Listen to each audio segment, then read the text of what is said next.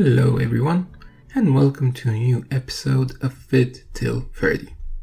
As always, I am your host Tudor, and thank you for joining me each Wednesday to learn about cognitive biases and how to overcome them.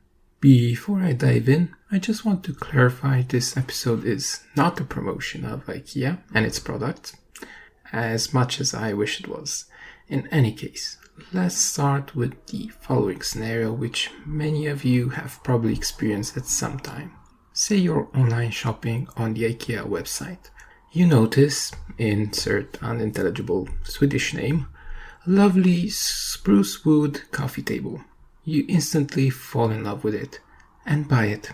Then a few days or a few weeks, depending on how close you are to their nearest distribution center, you receive a nice rectangular package, much smaller than you'd expect. That, of course, is because the package doesn't contain your coffee table, it merely contains the materials to make your coffee table. As the saying goes, some assembly is required.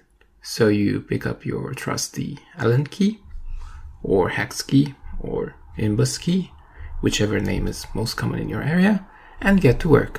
What follows is most likely a few hours of frustration.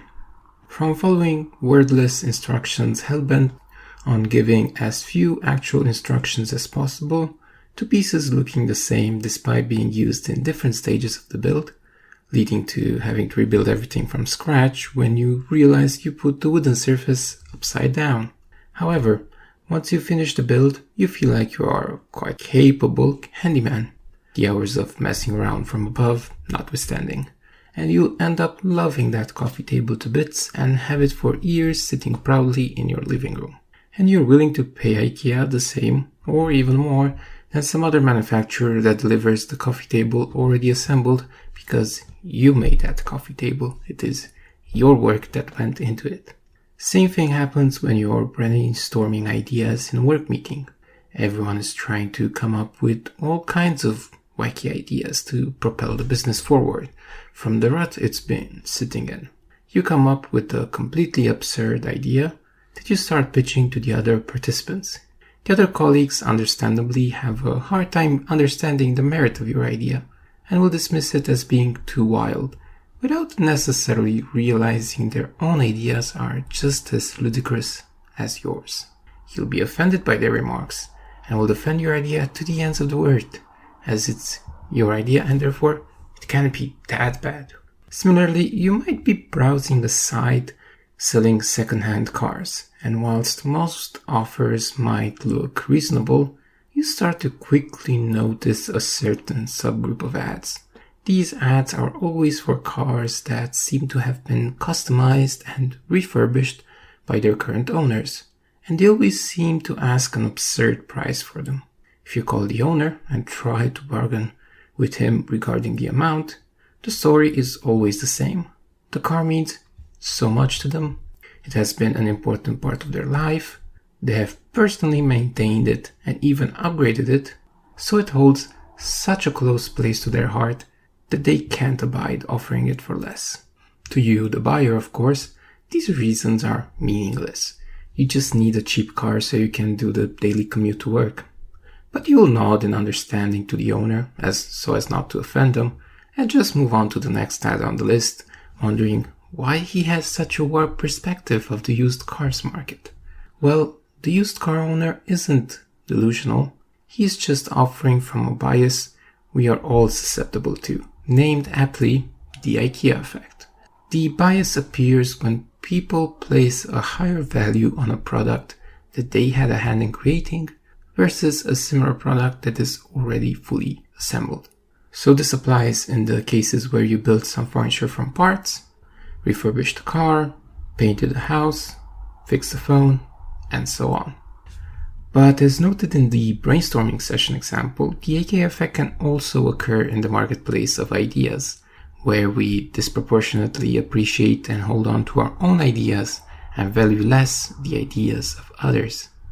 This can lead actually to a phenomenon often observed in companies where they hold on to concepts and systems developed in-house rather than adopt new ones that are seen to be effective in their sector, leading to that conservative feel most older companies have.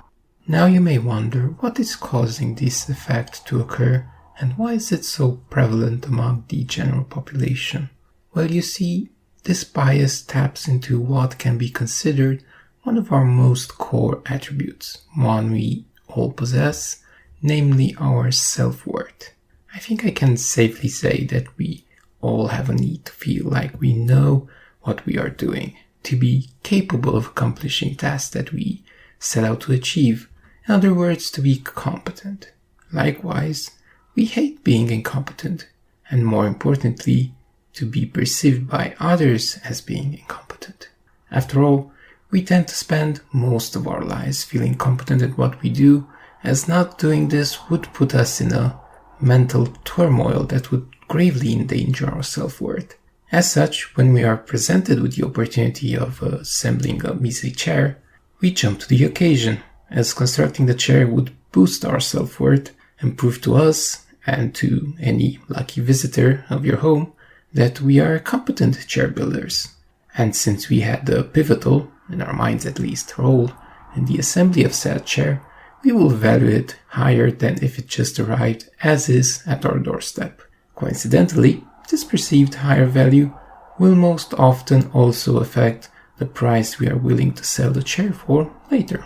The other big factor at play in creating the IKEA effect is a specific type of cognitive dissonance called effort justification. Cognitive dissonance is what happens when a person believes in things that are contradictory. For example, a smoker can also believe that smoking is unhealthy.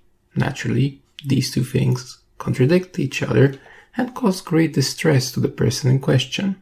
The brain hates any kind of discomfort and will actively work behind the scenes to eliminate one of the two conflicting states. The logical choice would be to give up smoking, thus increasing healthiness while keeping the scientifically accurate belief. However, just like with other addictions, smoking can be a hard habit to overcome, and often one will lack the willpower to give up smoking. In this case, the brain will start to unconsciously change the perception around the other fact, and that is when you see those cases of smokers that will say that the research around cigarettes is wrong, that their parents and grandparents smoked and lived a long life, and other such excuses that help ease the mind and remove the dissonance. With cognitive dissonance explained, let's look at effort justification. Effort justification happens when you have to put a lot of work into something and yet feel there wasn't a justification for it.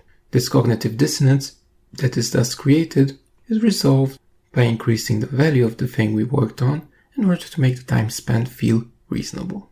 Returning to our chair assembly example, if it took us 3 hours to assemble a chair, we might feel like fools to have spent so much time that could have been better spent doing something else. After all, we are rational beings, capable of higher thought. We can't have just made a bad decision by ordering a do-it-yourself chair we don't know how to assemble. But we can't bear that thought, so we instill the chair with a special aura that makes it seem worth all the time it took to build. Now that you know the IKEA effect and what causes it, what can you do about it? Well, unlike other biases, this one isn't completely bad. If building chairs, fixing broken appliances, and painting walls brings you mental comfort and raises your self-worth, then go ahead and keep doing that. But if next time you have the option of choosing between doing something yourself or paying to have it done for you, put the cost of the finished product and the time investment of doing it yourself in the balance and see which option comes ahead. You might be surprised which option is the cheapest overall. Similarly, if you're too hung up on your own ideas and projects and fear you might be overvaluing them, just ask for feedback from people you can trust to give an honest response in order to get an objective perspective.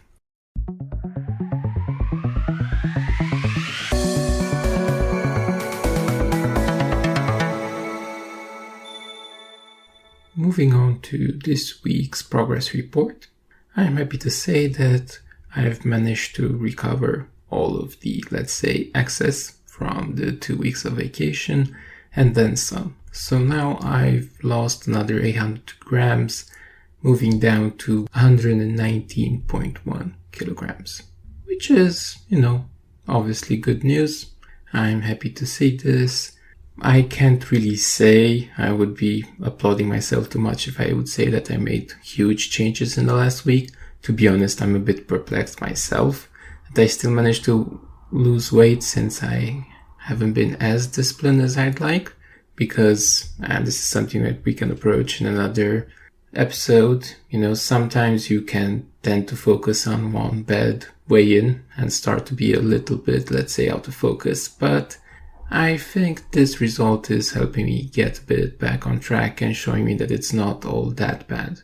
After all, I've lost 6 kilograms until now in total, and there's still quite a few to go, and it's been 2 months verging on 3 months, so my work is still cut out. In any case, thank you for listening to this week's episode. I hope you found the IKEA effect an interesting dive into self-worth and our need for affirmation, and how it ends up relating to inflated purchases from Swedish furniture chains. As always, if you want to leave feedback on today's episode, you can find the email address in the episode description. There you will also find links to the podcast Twitter and Facebook, which you can follow to find out when the newest episode is released, as well as the podcast subreddit where you can discuss with others your opinions on the subject. Hope you all have a lovely week, and I'll see you next time. Cheers.